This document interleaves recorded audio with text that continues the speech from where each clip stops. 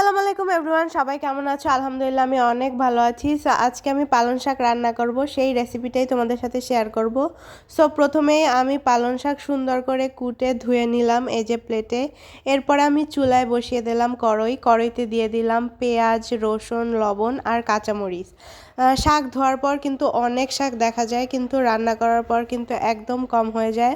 তাই মশলাটা কিন্তু পরিমাণ মতোই নিতে হয়, সব অল্প অল্প নিতে হয়। যেহেতু আমি অল্প শাক রান্না করব, তাই পেঁয়াজ, মরিচ, লবণ মানে সব পরিমাণ মতোই নিয়েছি এবং অল্প নিয়েছি। সো এই যে তারপর মশলাটা একটু সুন্দর মতো কষালাম।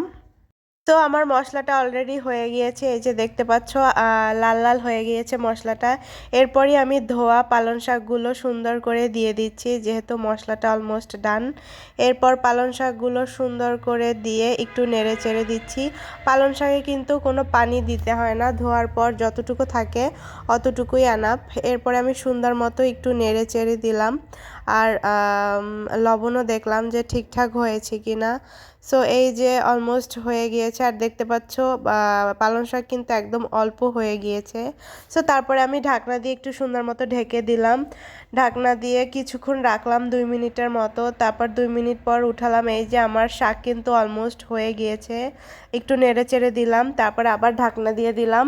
সো এই যে একদম 2 মিনিটের মধ্যে আমার শাক কিন্তু রেডি। আর আমি কিন্তু এবার শীতে প্রচুর শাক খেয়েছি, বিশেষ করে পালং শাকটা, কারণ পালং শাক কুটতে এবং ধুতে কোনো ঝামেলা নেই। অন্যান্য শাকে দেখা যায় অনেক টাইম লাগে, বাট পালং শাকে একদমই টাইম লাগে না। তাই দেখা যায় আমি প্রচুর পালং শাক খেয়েছি এবার।